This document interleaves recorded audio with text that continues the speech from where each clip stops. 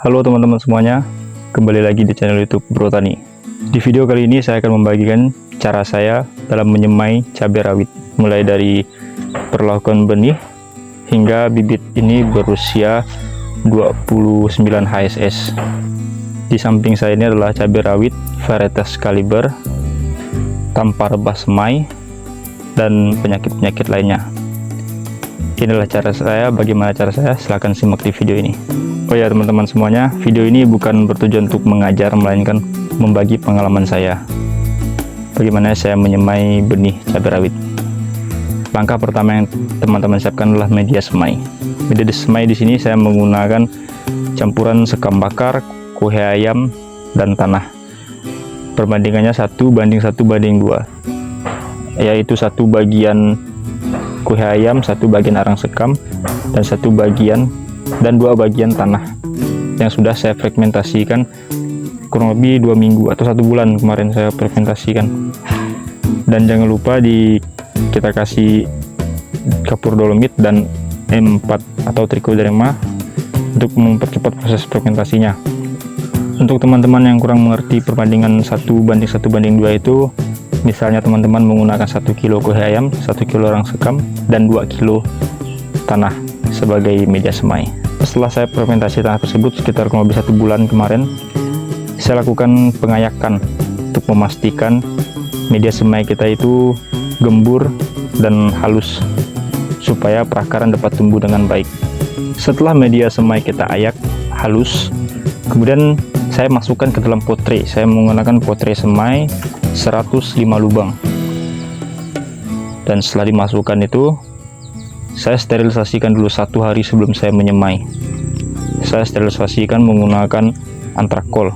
Jika teman-teman ingin menggunakan air panas yang sudah mendidih juga tidak apa-apa. Tujuan sterilisasi di sini apa? Untuk menghindarkan cabai kita ini dari penyakit rebah semai, busuk akar, dan penyakit-penyakit lainnya. Setelah sterilisasi, kemudian kita masuk dulu ke persiapan benihnya. Dalam persiapan benih di sini, pertama-tama teman-teman harus pastikan tanggal kadaluarsa dari benih tersebut. Pastikan benih yang akan teman-teman semai belum kadaluarsa. Selanjutnya, kalau saya rendam menggunakan air hangat selama 6 jam. Tujuannya apa? Untuk nanti kita lihat selama 6 jam itu apakah ada biji yang mengapung atau benih yang mengapung. Jika ada yang mengapung, langsung kita singkirkan. Dan itu merupakan salah satu seleksi yang pertama, seleksi benih, dimana kita akan memilih benih yang terbaik untuk kita tanam. Diharapkannya begitu.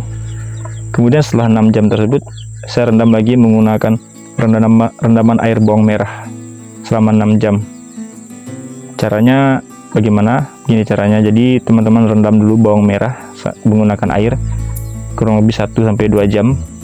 Selanjutnya kita ambil airnya saja dan kita masukkan air tersebut ke dalam wadah, dan bibit benih yang sudah kita rendam dengan air hangat tadi kita rendam menggunakan air bawang merah. Jika teman-teman ingin menggunakan CPT pabrikan juga tidak apa-apa, karena tujuannya sama, yaitu untuk merangsang perkecambahan dari benih. Kemudian setelah direndam dengan air bawang merah tersebut, saya tiriskan dan saya jemur di panas matahari sekitar 2 jam. Saya jemur kemarin, tujuannya untuk sedikit mengeringkan benih dan untuk merangsang proses perkecambahannya. Nah, setelah benih dijemur tadi, selanjutnya masuk ke proses penyemaian. Di sini saya menggunakan pot tray 105 lubang tadi. Pertama-tama saya buat lubang menggunakan jari saya, dan saya masukkan benih ke dalam lubang tersebut. Setelah itu saya tutup lagi menggunakan tanah. Jika teman-teman tidak menutupnya juga tidak apa-apa. Di sini saya menutupnya supaya benih yang saya semai itu tidak terangkat ketika disiram. Kemudian benih yang sudah saya semai, saya semprotkan menggunakan insektisida supaya menghindari dari serangan atau gangguan hama. Setelah selesai, kemudian teman-teman tutup menggunakan plastik mulsa atau karung. Yang penting tidak terkena cahaya matahari secara langsung. Tujuan dari penutupan benih ini supaya cepat berkecambah, karena dia setelah ditutup dia gelap, dia akan mencari matahari untuk tumbuh. Dan saya menutupnya selama 7 hari. Teman-teman bebas bisa berapa hari melihat kondisi dari bibit teman-teman. Jika sudah tumbuh, silahkan dibuka. Jika belum tumbuh, biarkan dulu beberapa hari lagi sampai tumbuh. Dan jangan juga sampai terjadi etalasi atau terlalu tinggi, karena akan mempengaruhi kualitas bibit. Selanjutnya di usia 14 HSS, saya lakukan pemupukan yang pertama. Di sini saya menggunakan Ultradap 2 sendok makan, asam amino 10 ml, dan saya campurkan dengan fungisida. Saya menggunakan gembor 9 liter, jadi dosisnya fungisidanya juga 1 sendok makan. Untuk aplikasi pupuknya, saya langsung siramkan seperti ini menggunakan gembor, dan saya siram sampai basah. Selanjutnya di usia 18 HSS, saya lakukan penyiraman lagi menggunakan Biovertifort dan dicampur dengan asam amino. Untuk dosis Biovertifortnya 10 ml dan asam aminonya juga 10 ml. Masuk ke usia 21 HSS, saya lakukan penyiraman atau pemupukan lagi menggunakan Ultradap dan asam amino. Kemudian di sini saya masukkan pupuk kalsium nitrat. Saya menggunakan merek dagang Merauke. Untuk kalsium nitratnya cukup setengah sendok makan. Nah, jadi mungkin teman-teman bertanya, bisakah kalsium dan Ultradap ini dicampur? Bisa teman-teman, ada caranya, yaitu kita siapkan 2 wadah seperti membuat AB mix pada melon. Ketika saya di melon dulu, nah jadi kita masukkan Ultradap dan asam amino di satu wadah, kita aduk dulu. Kemudian kalnitnya di tempat yang terpisah, aduk lagi, dan masukkan dalam gembor yang sudah terisi air. Tujuannya apa? Untuk mencegah pupuk tersebut mengkristal. Jika sudah mengkristal, kemungkinan terserap tanamannya sangat kecil dan bisa jadi racun untuk tanaman.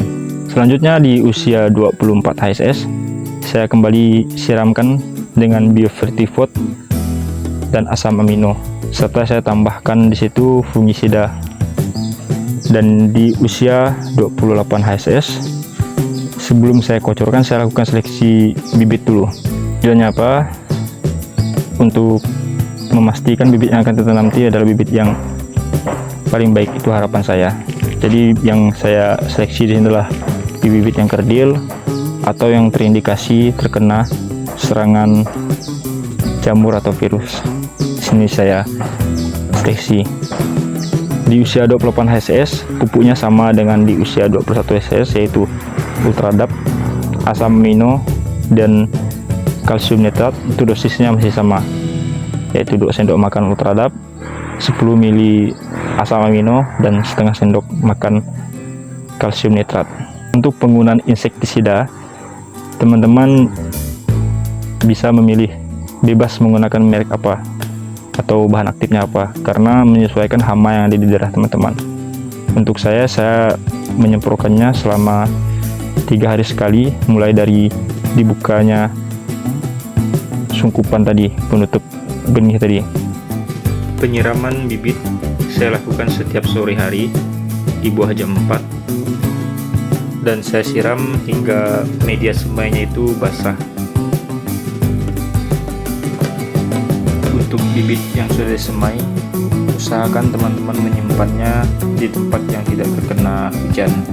Bagi teman-teman yang memiliki metode lain atau cara lain dalam melakukan penyemaian, silahkan berbagi kepada kami di kolom komentar, karena ini adalah cara saya dan saya juga masih belajar. Kita sama-sama belajar di sini.